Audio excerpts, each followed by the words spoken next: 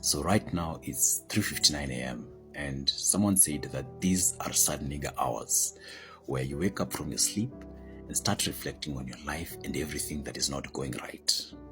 Anyway, yesterday I attended the Movement Day conference at Parklands Baptist Church. The theme being a call to holistic transformation.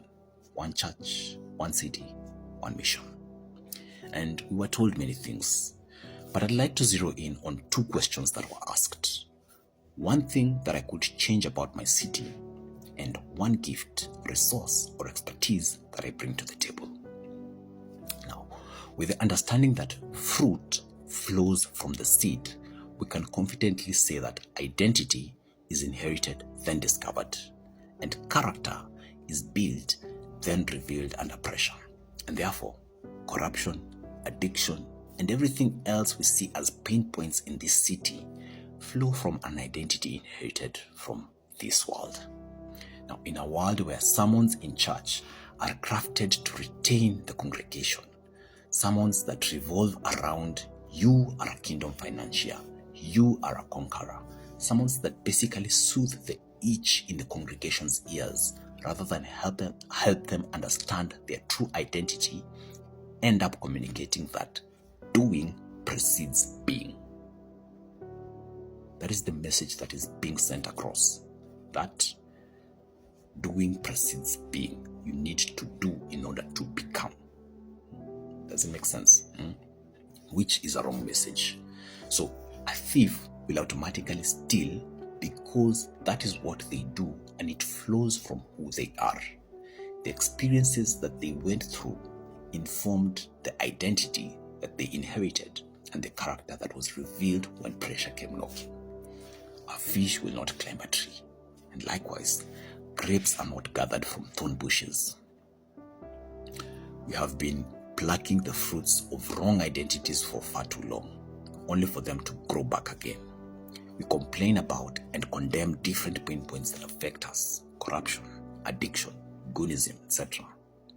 But all these are fruits of an inherited identity. Yesterday, Reverend David Awagata said that hope is not a strategy. And I agree with him, because from the Bible, if we pull back the layers, hope itself, the one that does not disappoint, comes as a result of a process birthed in withstanding the pressure that causes suffering to some people. Understand that. This pressure is the one that causes suffering to some people. Because the exact Greek word used is thlipsis, which means pressure. So it's not suffering which produces perseverance, but rather the pressure which causes the suffering is the one that produces perseverance. So if we continue pulling back the layers, being able to withstand the pressure and glory in the suffering that is produced by the pressure flows from hearing and doing. Yeah. And that is what you do on a daily basis. And that is informed by who you are. So what the congregation wants to hear is hope, but they don't want to hear about the pressure and the suffering thereof that brings about this hope. And they don't even care about who they need to be in order to be able to withstand this pressure. And therefore, the church tells the congregation what they want to hear, which is hope, instead of helping them understand what they need to be in order to produce that hope.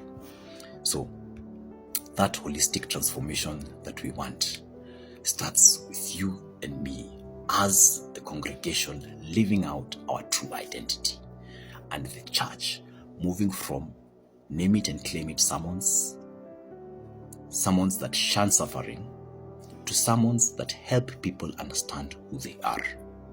A call to repentance by understanding who you are. And by doing that, we'll be able to produce the fruits that we want to see.